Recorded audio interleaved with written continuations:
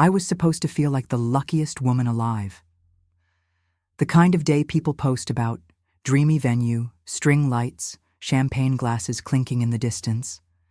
My dress fit like a secret I'd kept since childhood.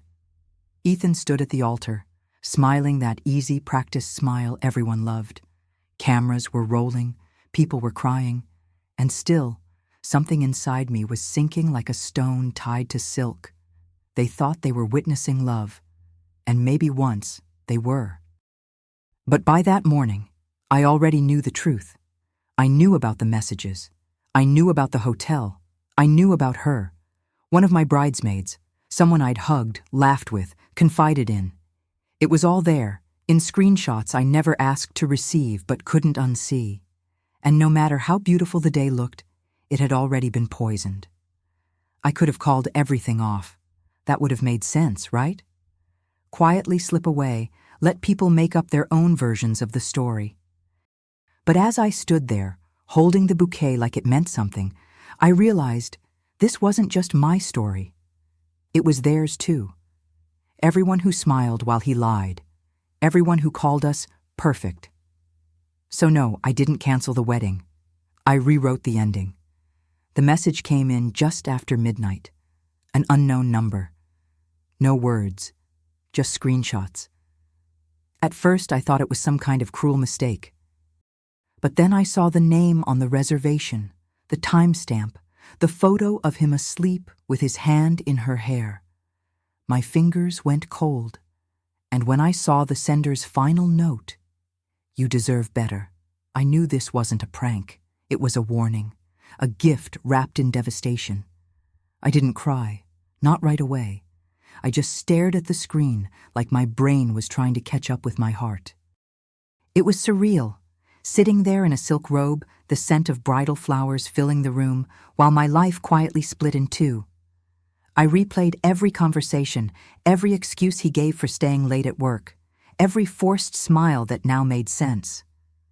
Betrayal is loud, even when no one's speaking.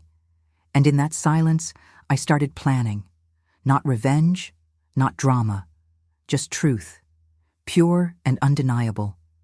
I didn't want to scream or sob or smash something. I wanted to be heard. I wanted every person who came to celebrate a love story to witness what that love had really been built on. No more pretending, no more protecting someone who never once protected me. I didn't know how I'd do it yet, but I knew I wouldn't stay silent. The morning light was soft, almost romantic. Funny how nature didn't care that everything was broken. I stood in front of the mirror, adjusting my veil with hands that somehow weren't shaking. Makeup artists fluttered around me, telling me how radiant I looked, and maybe I did. Because rage, when quiet, has a way of making you glow. I wasn't walking into a fairy tale anymore. I was walking into my finale. My dad took my arm at the entrance of the aisle, smiling so big it hurt. I smiled back. He didn't know. None of them knew. They still believed in the illusion, and part of me envied that. But each step I took was one closer to truth. One closer to choosing myself in a room full of people who thought I already had. It felt like walking into a fire, but not to burn, to purify. And there he was, Ethan, standing tall, calm, proud, like the night before had never happened, like he hadn't shattered something sacred and then expected me to carry the pieces down the aisle with grace. I kept my eyes steady. I kept my smile small. And in that moment, I made a silent vow, not to love and honor him, but to honor the woman who finally saw everything clearly, the one who was about to speak. That night, I didn't sleep, not a second. I sat alone with my phone, scrolling through every message, every photo, every timestamp, like I was studying for the final exam of a life I no longer recognized. I wasn't looking for more proof. I already had enough to level a mountain. I was looking for clarity. For the exact moment he stopped choosing me and started pretending he still was. It hurt in a way I can't even name. But pain has a purpose, and mine was starting to sharpen into something else. I thought about calling it off, I could have walked away, packed up, sent out a vague text that left everyone guessing. It would have been cleaner, safer. But nothing about what he did was clean, and I didn't want to disappear quietly so he could keep playing the good guy. That wasn't the story I was going to let him tell. He handed me the script the night before, and I was going to perform it better than he ever expected. I kept picturing the ceremony, the flowers, the music, the faces waiting to hear "I do." And I asked myself, do I really want to stand up there and lie just like he did? The answer came fast, no. But I wasn't going to run either. If this whole day was built on performance, then I was going to give them a show worth remembering. Because the truth deserved a microphone, and I had one waiting. I started piecing it all together like a puzzle no one wanted to finish. The weekends he said he was visiting his brother, the last-minute work dinners, the way he suddenly needed to shower before bed, every time. I matched his excuses with her messages, each one peeling back a layer of the man I thought I knew. By sunrise, I didn't feel confused anymore. I felt steady, cold maybe, but focused. It's strange how betrayal doesn't scream. It whispers, it drips, and then it floods. Sitting there, hours before the ceremony, I wasn't planning a wedding anymore. I was preparing a truth, not just for him, but for every person sitting out there who thought we were some kind of storybook ending. I didn't want pity. I wanted exposure. I wanted to stand in that room and speak so clearly that no one could look away. I even thought about her, Lena, one of my bridesmaids. She was going to stand beside me at the altar. She was going to hand me tissues, hold my bouquet, smile in the pictures. How many times had she smiled already, knowing what she was hiding? That kind of cruelty doesn't come by accident. It's a choice. And I had a choice too. Let it slide or let it burn. I chose the flame. I didn't write vows that morning. I wrote a speech, not out of spite, out of clarity, out of a need to finally be the one who speaks instead of swallows her voice. Every word was chosen like a thread meant to unravel a mask. I didn't want to scream or humiliate. I wanted stillness, that sharp, breathless silence when the truth lands and no one dares to look away. I wasn't after revenge. I was after reality. I knew exactly when I'd do it, after his vows, before mine. Let him talk first. Let him stand there, eyes shining, voice soft, selling a story no one would question. And then I'd step forward and shift the entire room. I could already feel the weight of the microphone in my hand. I could hear the gasp in my mind before it ever left a single mouth. This wasn't going to be a breakdown. It was going to be a breakthrough. Some people might say I should have spared the guests, kept it private. But why should I protect anyone who sat comfortably in a lie while I lived in its shadow? No, I wasn't about to disappear into shame. Not when I had the truth. Not when I had this moment. I'd waited long enough to speak. Now I'd make sure everyone listened. The music faded, the guests leaned in, and just like that it began. The ceremony I'd once dreamed of, now transformed into something else entirely. My hands didn't shake. My breath stayed even. I wasn't nervous. I was ready. Ethan took my hand, looked right into my eyes like nothing was wrong, like he hadn't made a complete fool of me just hours before. And that, right there, was his final mistake. The officiant welcomed everyone, said a few words about love and unity, words that sounded like paper being set on fire. Then he turned to Ethan, inviting him to speak first. Ethan stepped forward with that familiar confidence, the kind that once made me feel safe. His voice was warm, his words smooth. He thanked me for believing in him, said I made him a better man, and I let him say it all, every word of that performance. But the moment he finished, I gently pulled my hand away. Not forceful, just enough to change the air. I took a breath, stepped forward, and raised my hand toward the officiant. Before I continue, I said, my voice calm but steady. "There's someone here who needs to hear this." Every eye turned toward me, and then I turned toward her. Lena, one of my bridesmaids, one of my betrayers. She froze, didn't blink, just stared at me like a deer about to be named. I didn't need to say her name. Turning toward her was enough. Gasps started to ripple across the room, soft and scattered like raindrops before a storm. I saw her eyes dart to Ethan, then back to me, silently pleading for mercy. But I wasn't there to spare her. I was there to set myself free, and that freedom started now. I adjusted the microphone, not my dress. I didn't wipe a tear because I wasn't crying, I wasn't breaking, I was rising. There's something powerful about standing in a white dress and telling the truth anyway. About refusing to be quiet just because it's inconvenient. I had every reason to collapse, to whisper, to leave, but instead, I stood tall. Because this wasn't about ruining the moment. It was about reclaiming it. I could feel the weight of everyone's eyes, the confusion, the discomfort, but none of it mattered. Not more than what I was about to say. Lena stayed frozen. Ethan stayed silent. And the officiant? He lowered his gaze, like even he knew this ceremony wasn't going to end the way anyone expected. I looked out across the room, at the people who came to witness love, and decided I'd show them what betrayal looked like instead. I could have screamed. I could have called her out with every ugly word in the dictionary. But I didn't. I didn't need to. My calm was louder than any accusation. I looked her in the eye, and I let the silence speak first. That sharp, cutting pause that says, "You've been seen." Then I turned back to Ethan, and that's when he started to shift. His smile faded, his hands clasped tighter. He finally felt it, the unraveling. I wasn't reading from a phone.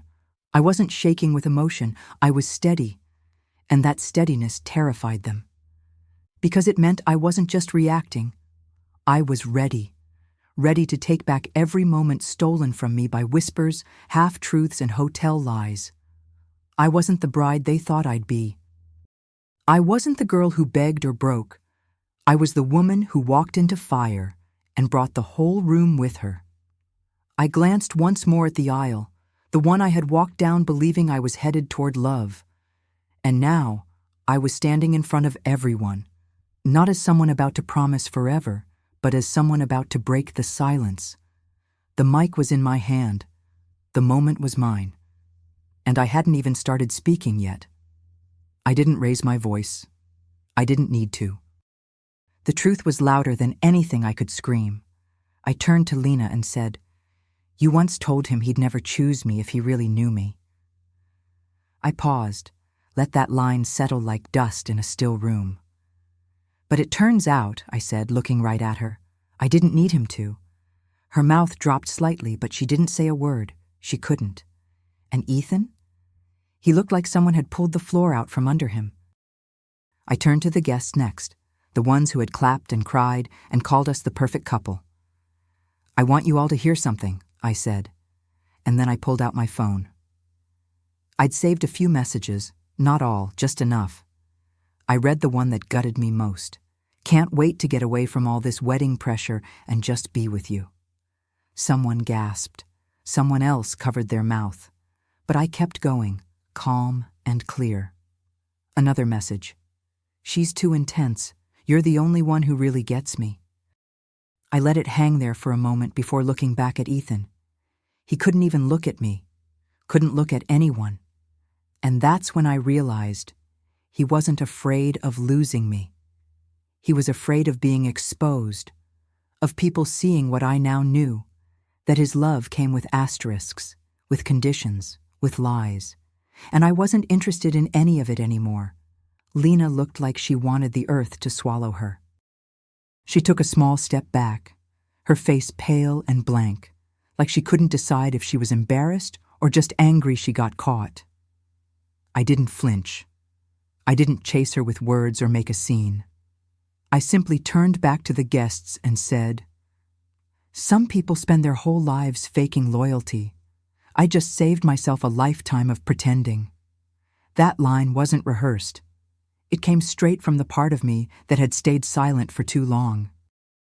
Ethan tried to say something, a weak, cracking, "Helena, please." But I didn't even let him finish. I looked him dead in the eye and said, "No, you don't get to talk right now." His shoulders dropped.